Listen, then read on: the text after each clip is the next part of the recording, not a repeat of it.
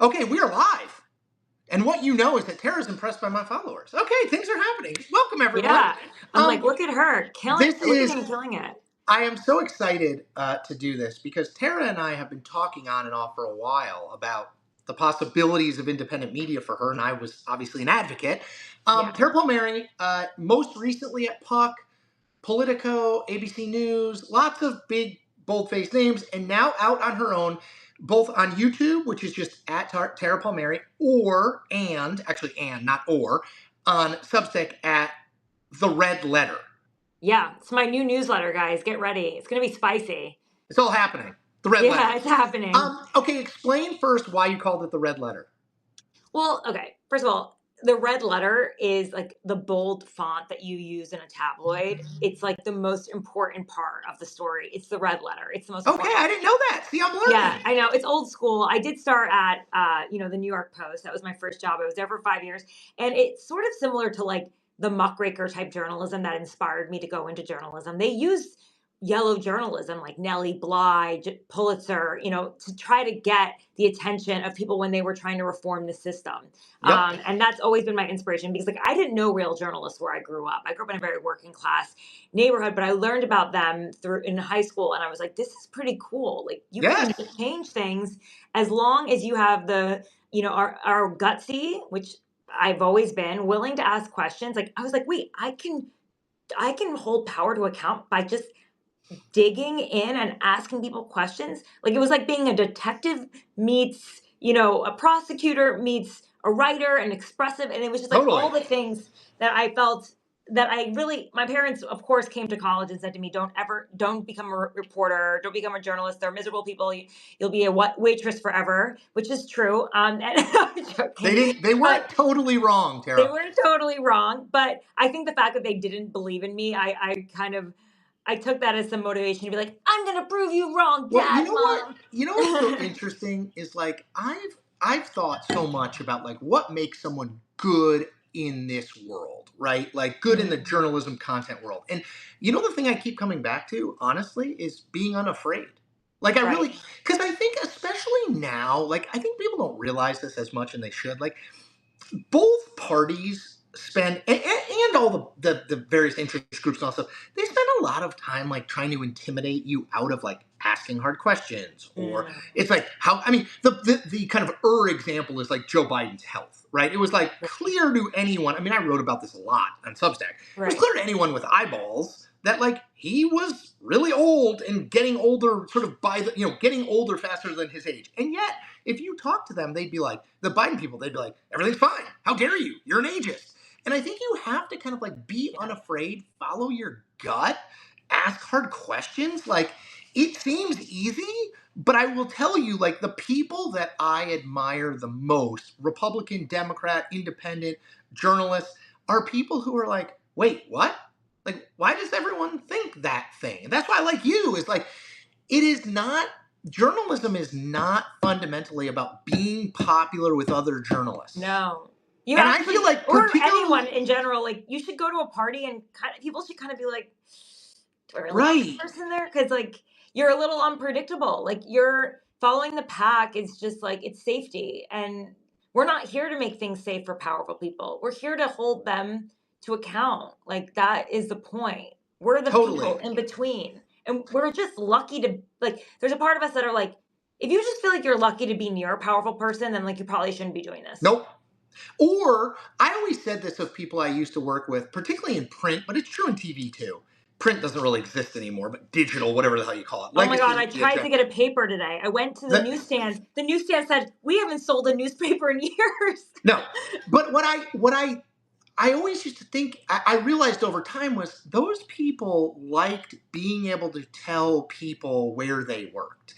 I still think that's why a lot of these people are hanging on to legacy media outlets, so they can say, Chris Cillizza of CNN, Chris Cillizza of the Washington Post, Tara Palmieri of ABC, like, because they like the cachet it held in the, this is a DC thing primarily. I think it's not as true as New York, not as true in LA, but like, it was a thing. And I think these are people, I always say to them, like, dude, the grass is actually greener. Like, trust me, I'm in the grass over here.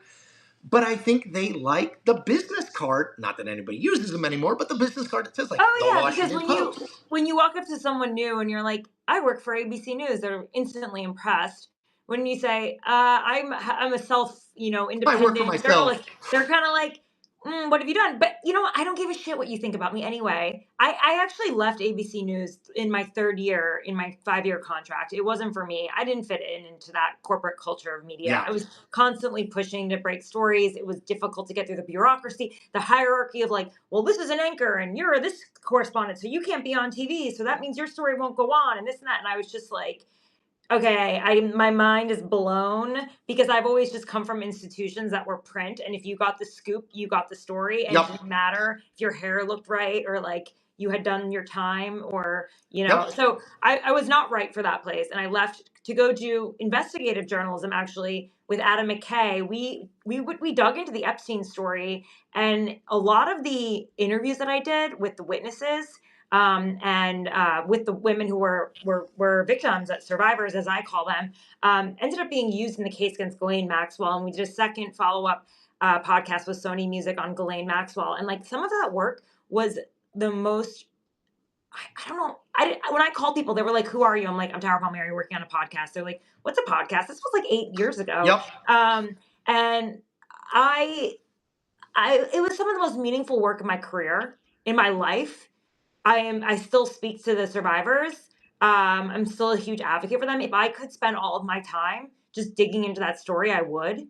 Um, it's just, and I hope that they really get justice in like a real way, not just in a Ghislaine Maxwell goes to jail way, but like I jumped off the cliff and it was okay. I did it a long time ago. I mean, like I worked at Puck before this. People didn't know what Puck was. I'd call people and be like, "What the hell's that?" Totally. And now people know what it was. But when I started as one of the original partners, like people didn't know it. So I feel like this was actually just a natural evolution for me. Yeah. So like, although I will say my colleagues at Puck are incredibly talented, and it was great to be a part of that pack of really talented journalists who also took the same independent leap. But I feel like Substack is that place too.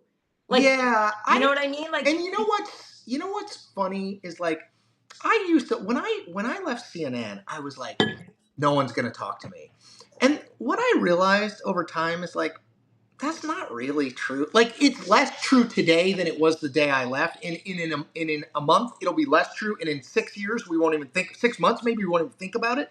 But like, the truth of the matter is like, people always are interested if you can say like, hey, I want to talk about this thing that you're interested in, or I want to shine a light on this thing. There's the bar for entry now, like the media world, I think has flattened so much. It used to be like you could talk to the New York Times or like some rando, who had like a blogspot.hq. whatever. And now like these places are so much more mainstream. I will tell you, this is fascinating. You will appreciate this. I have gotten four DMs. I still use Twitter, X, whatever for this. 4 DMs this week. Yeah. From legacy people who work in legacy media, whose names I will not reveal, but whose names you certainly would know, and many other people probably on this would know, being like, "Hey man, any time for coffee?" Because like it's you're now, the shepherd. It's well, no, it's not just me, but I mean, I just think like it's become, even in the 2 years I've been doing it, it's become so much more mainstream. Like people are now no longer like, what the hell is Substack? Or like, you're doing something on YouTube? It's like my kids who are 15 and 12, they haven't watched television they'll watch sports on TV. My dad, who's 65, has not watched television. No, but they watch YouTube all the time. He's on YouTube all the time watching YouTube. You know what? I will say, sorry I cut you off, but when I made this announcement, the thing that gets the Trump team engaging with me, less than my stories, are my social media posts. And in fact, his communications director reached out to me after I made the announcement that I was going, independent, and he said, apply for a press pass.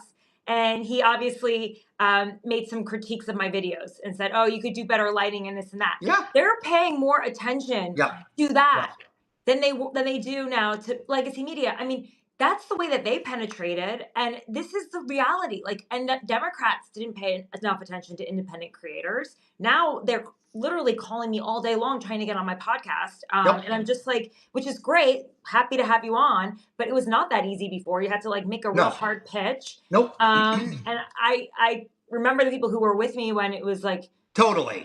podcast. But yes, you can apply for a press badge. I don't know that they'll necessarily I accept. did. I Did you did. get accepted? Why not? No, I've not heard yet. But like, why Okay. not? Like, why Yeah. wouldn't you do it? I actually look. My thing. I wrote about this, but I was like, this is a good thing. Yeah. Like in general, it's a good thing. Is it likely that Donald Trump's press people are going to choose outlets that are very favorable to him? Probably. But at the same time, like, I'm still pro opening up the White House press. That's why when people are like, "Hey, would you put out a statement defending the White House Correspondents Association?" I'm like, eh. Like, I just don't, because like, it's fine, it exists, but like, I don't have like a strong feeling that only certain people can ask questions of the president. Like, I or that only those people know what's really going on. Like the whole gatekeeping aspect of media. When I was listening to you, I was thinking, I always think about this. It's like, it's the Japanese fighting on that island in World War II after a ceasefire has been announced. Like, the legacy media structures are still kind of fighting, even though like really like people are voting with their feet and their wallet. Yeah. You know, like Yeah. people are going because the way that people consume has changed, and Totally. people want things that are more immediate. I mean, I know we're on Substack, but I know you have thought a lot about YouTube, as have I. I mean, I really do think it is like a remarkable content machine and like way for people like us to reach an audience that can be larger than people watching cable TV at any one time. Oh, absolutely. I totally agree with you. It's funny. I actually spoke to Trump a few months ago. I called him up and we talked. I've known him since I was started my career at the New York Post, and we Yeah, were he loves talking. the New York Post. Yeah, exactly. We talked about we talked about new media a bit. And he doesn't understand it. Like, No. even though Barron got him onto these podcasts, he knows that they matter, but he doesn't really understand it. Right. And to him, he was like, why would you leave ABC News? Like, he knows Totally. television and glossy print. But you know what? He's also tweeted at me since I've been at Puck for my work, mostly denying, but saying, oh, I would have, Tara Palmieri said this, I would have done it, but yada, yada, yada. And like, you know how he does things, but Yes. you know, he likes glossy magazines. He's He's stuck in the 80s.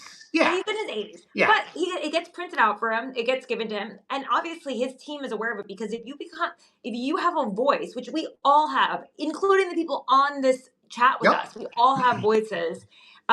We have a right to be heard, and as long as people think your work is valuable and they believe in you and there's a trust relationship, because like I think that's just so important right now. Like, I'm just learning about how so many influencers that are out there, particularly in the political space, they're content creators, they make amazing content, but they're being paid by super PACs. Of course.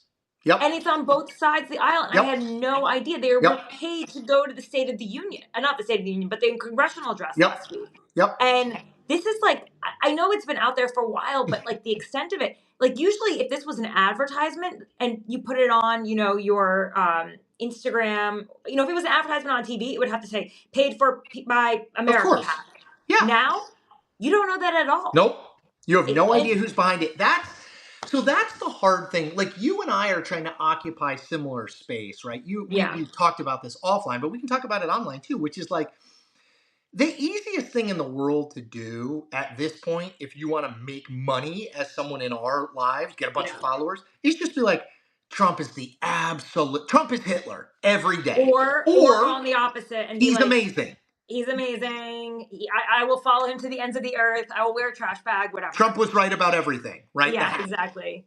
And I've seen the light. You could even say I've seen the light, because a convert is better than anything else. Oh, right? gosh. And Donald Trump loves a convert or a comeback story more than anything. Yeah, exactly. But like, so that's the incentive, the financial incentive structure. And you and I are trying to do something different. And I always try to explain to people, like, look, we're not idiots. Like, Tara and I both know that there's probably more money in simply saying, like, Donald Trump is the worst. He did something awful. Or Donald Trump is every single day. We're not dumb. We get that. But that's not like who we Yeah, fundamentally no. are and what role we see for the media. Because to me, it's like if all we're going to do is pay for those kind of things, I actually think we might, even if legacy media dies, I actually think we might be in a worse place. Like we need to build a safe financial space around people like us. Obviously, I'm self-interested, Yeah. but to support this kind of stuff because you do need people who are willing to say like this isn't a good idea because Donald Trump had it and this isn't a bad idea because Democrats had it. Right. No, and I really think, you're so right because we need to have money. Like we need to make money. I can't sit around all day. Like there No. are lights in my apartment right now that Right. need to pay bills. I have to like support myself, my little dog Panchetta, and like look, that's actually part of the reason why I went out on my own. Like I think it's really brave what you've done. You have a family obviously to Yes. support. I'm 37. I don't have kids. Like I don't. There's not as many risks. I'm not married. It's like whatever. Yeah, I can make this jump. But to do investigative reporting, it's expensive, and that's why most newsrooms cut investigative reporters first, and because they're the more expensive ones. You can't churn it out every single day. It's just And really hard. 99 roads you follow as an investigative reporter Yeah, wind up being dead ends. It's the one exactly. that you hit, but it's not like a 1-to-1 ratio. Not every story that an investigative reporter looks into pans out into like the black site stuff that Dana Priest did in the No, Washington Post, right? Like that's like a no. once in a lifetime And story. it takes months, it takes years, it takes time. Like I know this. Often you're working on other stories, but you have that other story in the background cooking while you're also terrified that somebody else is working on that story, Yes. and you're trying to keep it.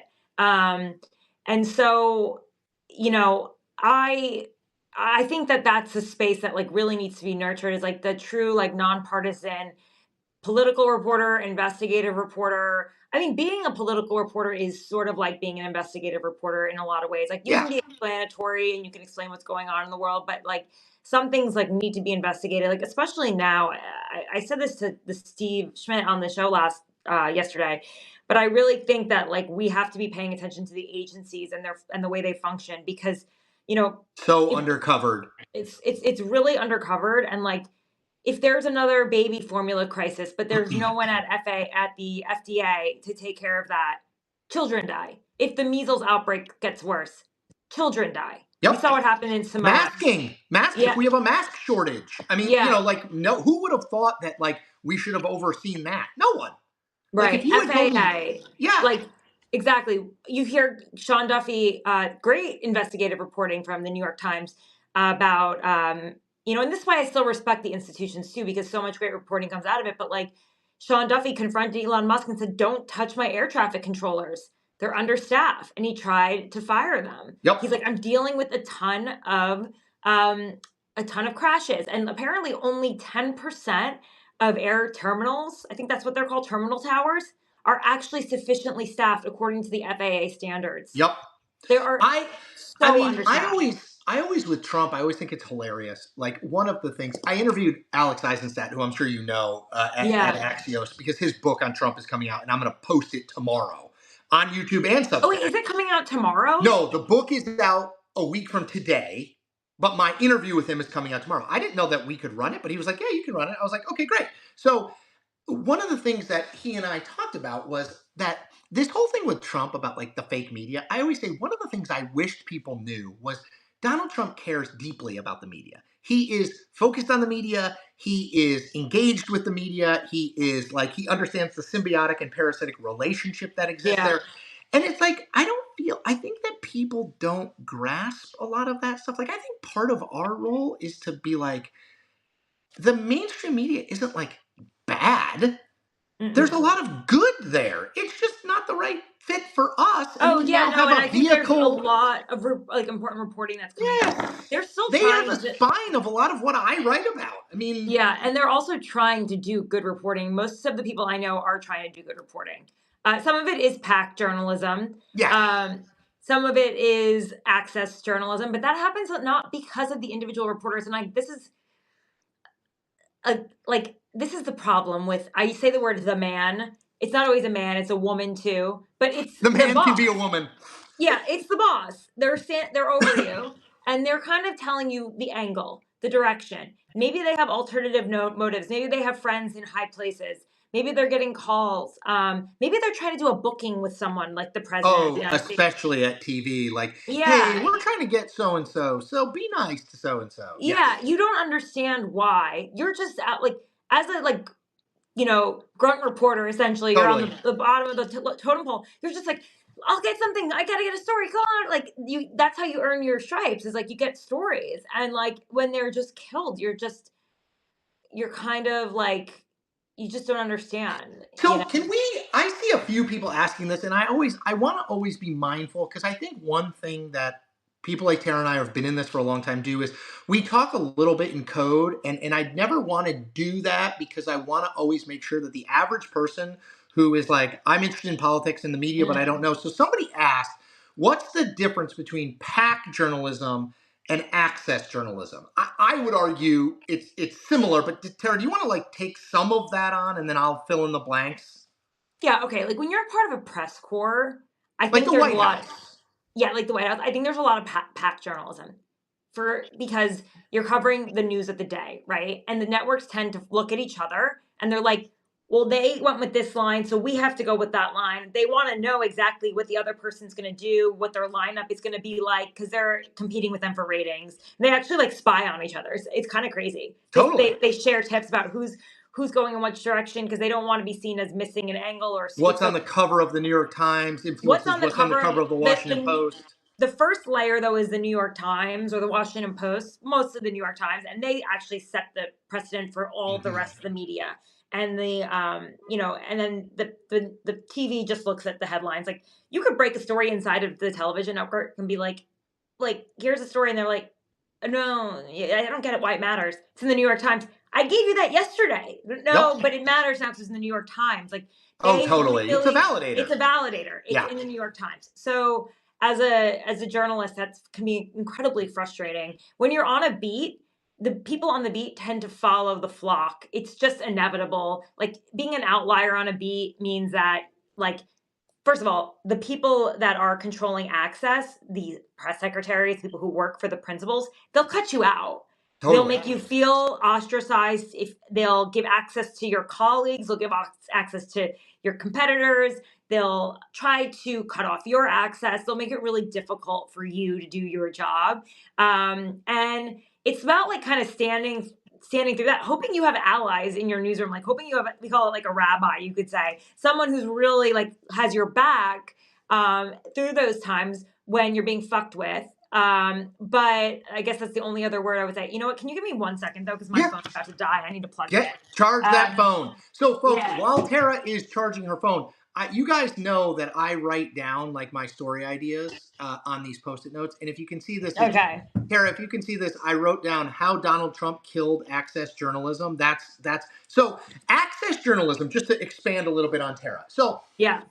let's say that Tara's at ABC News. Yeah. And Tara really wants to interview the President of the United States. It doesn't matter who it is.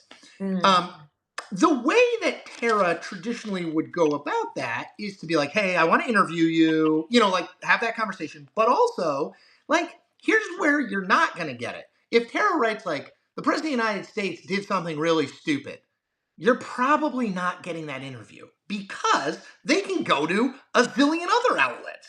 They're the president. Right. So what it leads to is, I think, a corrosive thing, or what it has led to, which is like people pull punches because they know that big get will drive attention, could make their name, will help them within the network, will lead to other things. Now, the Post-it note said how Donald Trump killed access journalism. And my argument is access journalism has kind of been dying. I think as access journalism dies, independent journalism kind of rises. But I think that Trump says so much stuff via his like Truth Social site, or like talking to a person. Like, I'm not sure that like kissing Trump. Another word for access journalism is kissing their ass. To be totally honest, I'm not sure kissing Trump's ass, like, it works broadly because he likes people who are nice to him, but I'm not sure it works like he's gonna give you stuff that he wouldn't give other people, because I think he's just kind of like Like it's just all out there. So Yeah. Also, he's that, not that hard to reach if you and have a he's strong really phone. easy to reach. Yeah, and also he wants access. He loves his drug is media. He Yes. loves media. Yes. I can say this as someone like when I was in my 20s and I worked at the New York Post, like he would call so much I like had literally had to be like, Mr. Trump, we can't write about you running for president. Please stop calling. Forget you have We're this not number. writing about you running for president. So yeah, So I want to ask you a couple other things, Tara, and I don't want to take. yeah. I want to be mindful of your time because you're in the launch stage, so you need to Oh do. yeah, this is like this has been the hairiest day of my life, week of my life, and I've been up all night, and it's just so funny because like everything feels like it's falling apart. Is that Yeah, just normal? I've been there. I have It's been like there. I feel like I've launched a very glitchy website, Yes. but it's just me glitching out while I'm trying to like respond to emails, go on, and I'm so grateful to be on your show because I've been like a It's huge fan. it's so hard to do. I find it. I mean, I love to tell you it gets easier, but like it's hard because you're kind of a one woman wrecking crew. Like you Yeah, got well, I luckily I hired an assistant, which I needed because I was realizing like it's I can't do this all, and she's awesome, and she's part time, and I have an editor who's working around like for me on videos, but otherwise, and a thumbnail editor, but yeah, otherwise it's just me, you know. it is different. I always say like it's fun to make that leap, but it's also terrifying. Like any leap you make in anything in your life. Mhm. How did you like give people who don't know you like what should they expect in your Substack, which by the way is called the Red Letter, and you need to subscribe right now, Yes, please subscribe. or your YouTube, which is just Right. at Tara Palmieri, her Yep. full name, just like mine, at Chris Cillizza. What are people gonna get? Okay, from the Red Letter, and from my Either YouTube. or both. Okay, well, so the YouTube is going to be more newsmaker interviews. I want to continue that. I had a podcast. I still have it with Spotify. It's called Somebody's Got to Win. It's an election podcast, and I did a lot of newsmaker interviews, and not even just newsmakers, like political insiders, friends Yep. that would just like we would just talk about like what was the real conversation that was happening in Yep. Washington, like the conversation that's happening behind closed doors. You know what I mean? And I also obviously would have some people on, and we would make news. I'm going to continue doing that on YouTube. I think with the Substack, with the Red Letter, I'm going to continue doing the kind of reporting I did for Puck, which is like trying to, really tell you what's happening in politics in Washington and power. Like, what are people doing? What are they saying that is not consistent with their public face? Mm-hmm. I really think like if as long as I can like get the other stuff humming, and moving, then I can do more investigative journalism. And I really want to dig into the agencies. Like I've got a story list right now that I'm digging into. I think that there needs to also be a lot of like accountability in independent journalism too, like what we're doing. Yep. And Yep. I want to be as accountable as possible. And that's another part. I mean, and covering the Trump administration and like doing it in a different way. I'm trying to figure that out because Yep. there's a lot of people doing great journalism, but I'm trying to figure out a way to do it that it's not, you know, that tells you the story while letting you decide. You know what I mean? Yep. I don't even think that like the reporting necessarily has to call the balls and the strikes for you. I saw someone on here saying that. Yeah, that's my whole thing. But Yeah, yes. balls and strikes. Like that's not really my style. It's like you can decide. Is that a ball or a strike? Yep. I'll show you the video, the image. I'll put you in the umpire seat. You decide. I'll give you the information. So, maybe in some cases I'll do that, but No, I always think like, we don't need. I always want to be around people and surrounded by people who do stuff different than me. Like right, why would we just do the same thing? Like, right, you know what I mean? Like, what's the right, point? right. Like, when I was 28, I wanted to hire people at the Washington Post who were just like me because I was like, oh, well, just this has worked. And then as I got older, I was like, I want to hire people who like I do the thing I do. We don't need Yeah, another me. We need to let like. I think you can occupy, again, I think it's that sensible middle, not ideologically, but people who are going to not just predictably every day tell you one side is good and one side is bad. yeah. That space is big. There's plenty Yeah. of room for I lots also of don't different have to tell approaches. you. I also don't have to tell you which side is good or bad. You already think that. And just want to. you, Tara Palmieri, are not going to change that. I've learned No. that lesson. Cillizza, me saying this is good or this is bad, it's not going to change it. Okay, so here's an example of something that like I had a conversation. It's on my podcast. Somebody's Got to Win. We put it up on YouTube, and I had a conversation with a congressman from Colorado who walked out of Trump's address last week. He was one of the protesters, and like the Democrats are like spending a lot of time hiring consultants who are like actors, comedians, etc., trying to figure out how to talk to regular people. And people are like, why are you wasting your time covering this when you should be covering Trump? And it's like, well, we need a real opposition party in any government. There are two parties in this country. Yeah, and if the one party is weak, it is worth covering. I get that every time I write about Democrats. I'm not supposed to write about the Democrat crisis, the crisis that's going on in the Democratic Party. They have a toxic about the crisis brand that's happening in Trump's administration, which is actually pretty well covered and pretty blatant. But if this is the thing that's keeping Democrats up at night, I think that's also worth covering. Totally agree. I have made that point 1,000 times. It's like Donald Trump is not lacking for coverage or critical coverage, candidly. Right. Like, I think that the Democrats, I launched a series and I'm talking, it's exactly like your podcast. Like, let's talk to Democratic insiders, some elected officials who will be honest. My problem with talking to elected officials, it's kind of like if you're a sports reporter talking to athletes, they're usually the least interesting people. You know what? Like, my boss at The Ringer, Bill Simmons, says the same thing. He's like, politicians are boring. It's like, they're like athletes. They say it was great. It's good. Totally, I'm just not super interested in, like, there are people, like, I'm texting back and forth with Rahm Emanuel because I want to talk to him. He's back from Japan and he will be candid, but most of them are kind of boring.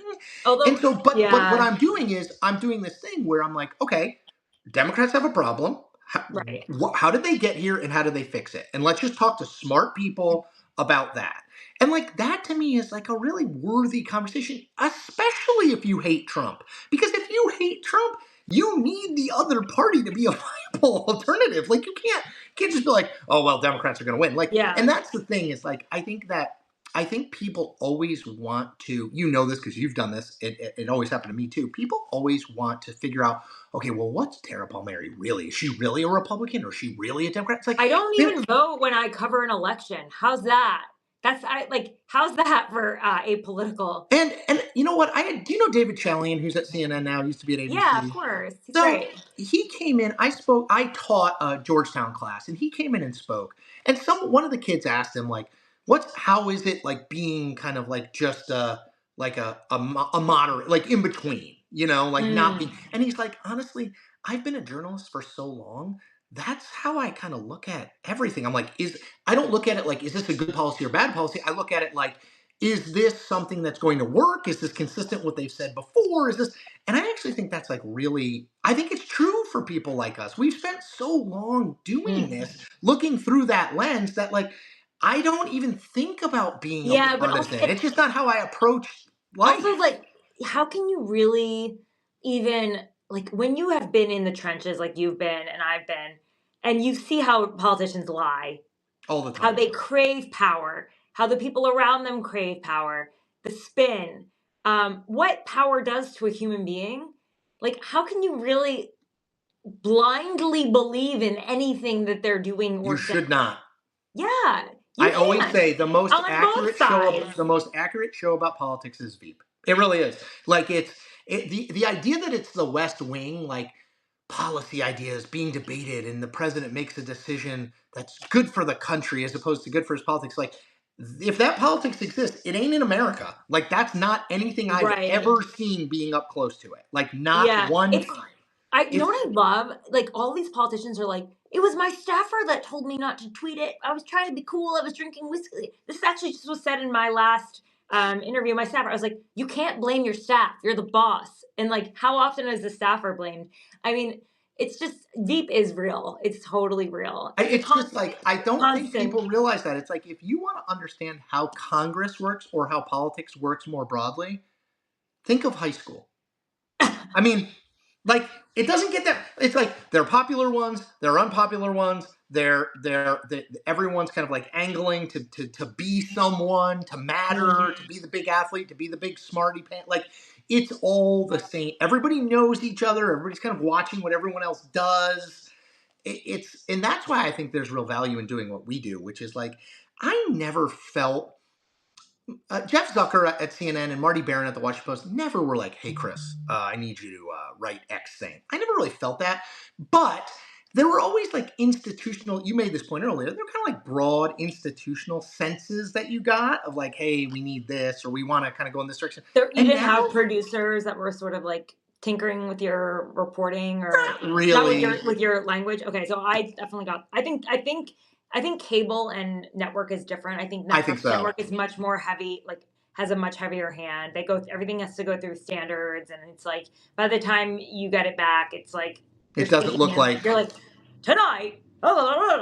Well, Breaking they have a walking. box that they put Yeah, people in, yeah, right? yeah, exactly.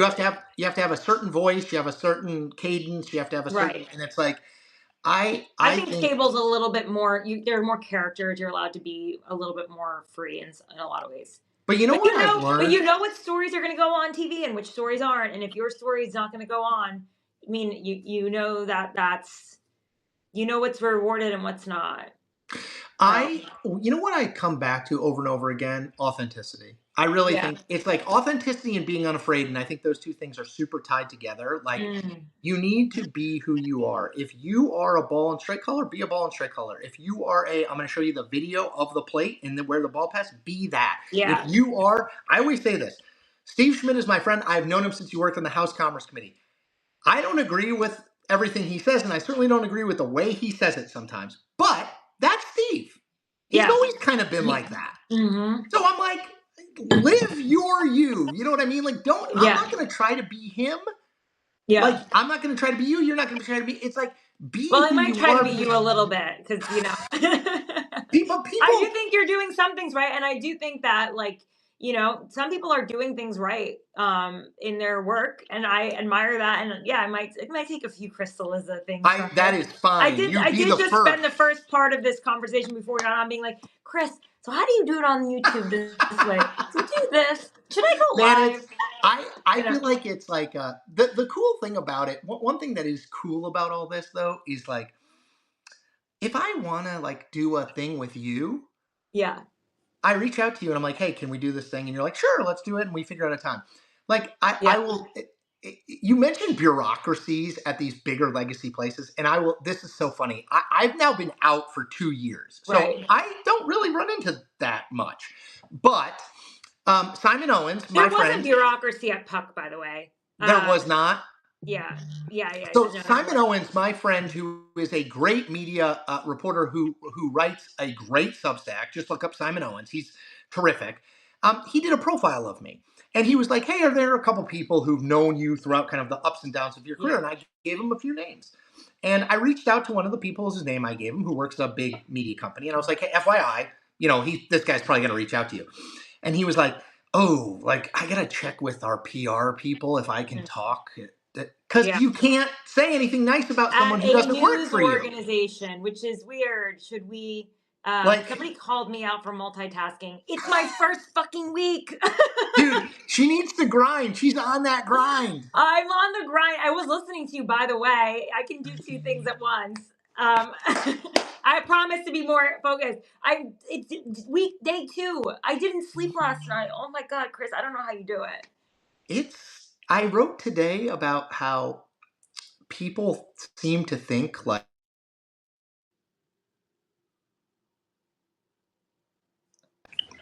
you just kind of like set up a Substack and the money rolls in, or you set up a YouTube and the money rolls in. And it's like, dude, it's a grind. It's not, Yeah. I mean, there are definitely like some people for whom that's true, but like for the most part, like it's hard. Like it doesn't. Unless you left on I think a crusade from your job and you were just Total. That's the key. yeah, you're Leave like, on a I bad hate note for mainstream media. yeah, as long as you left on a crusade, I think then there's support for you. I'm not on a crusade though. No, me neither. You I don't got to have be an you. agenda. I hate to say it, but I don't really have my agenda is general independent journalism that is you know non-bias, and that's my agenda. And it's my crusade. I think if I kind of did a little bit more like, you know, echo chamber parroting, maybe that would garner me more support, because I like don't that. know. You know what?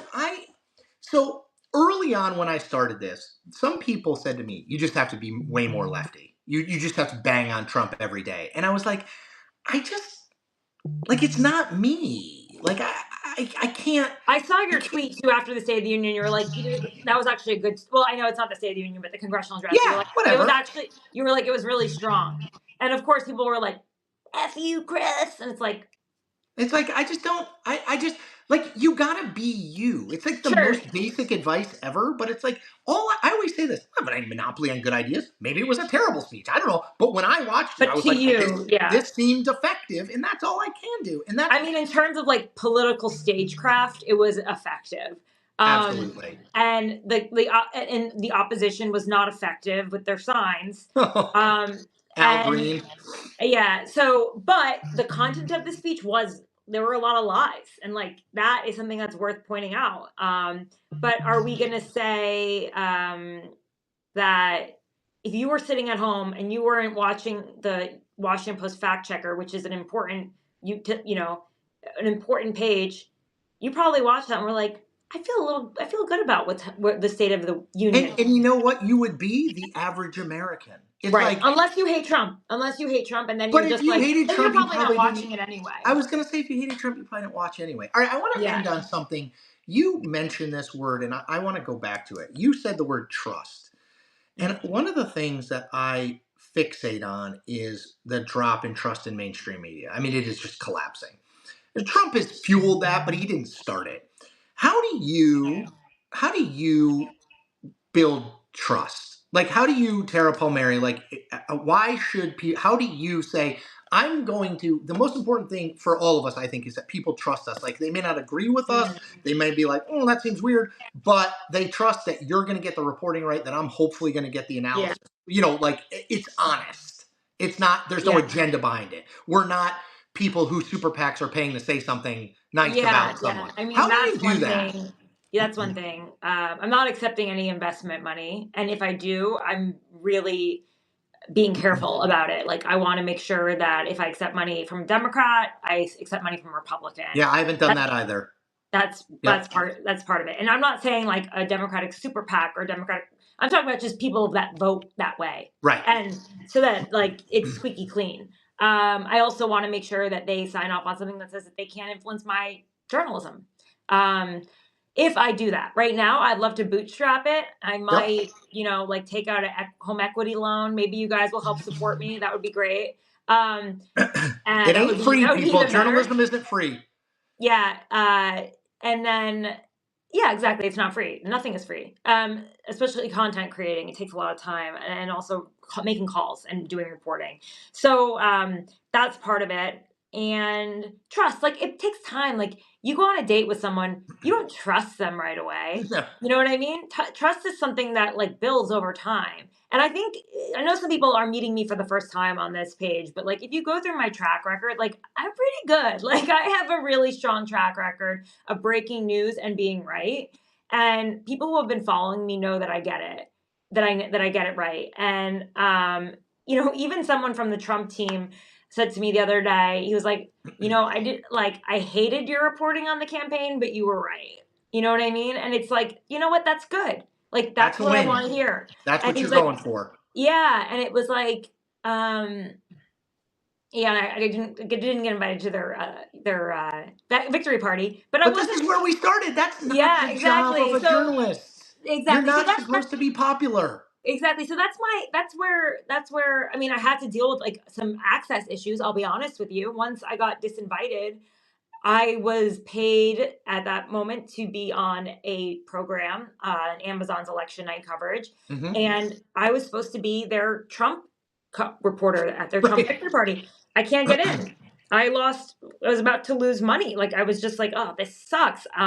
I tried to get in, and I couldn't. So I went to Amazon. I told them, listen, I can't do this, and they said, don't worry about it. We'll still use you. Come on set and we'll talk about why you couldn't be where we plan to have you. Yep. So that was really cool. But yeah, there's always consequences, and like doing the right thing has consequences. And Yes, it is so easier to make money doing the wrong thing. yeah, rich people, there's often reason, not Yeah. all of them, but there's Yeah, they're very rarely entirely above board. All right, let me yes. end on this. I just want you do not have to say a word. Here's what I want Yep. to say. Hmm. Journalism is not free. I make this point all the time. When Tara goes to pay the mortgage on that lovely place behind her, The rent, the but I the, appreciate the person doesn't say, "Oh, hey, are you a journalist? Oh, don't worry about it. It's fine. It's free." We have that. No. lives. We have lives just like everybody else does. So if you believe in independent, authentic, transparent, these are words I use a lot. And I think they apply to Tara too. If you believe in that kind of journalism, go to the red letter and subscribe. And you know what? Don't just subscribe, become a paid subscriber, because subscribing is great. And if that's all you can do right now, great. But if you can, you need to support independent journalism. Or, candidly, folks, and I don't mean to be doomsayer, I'm not that guy, it won't exist.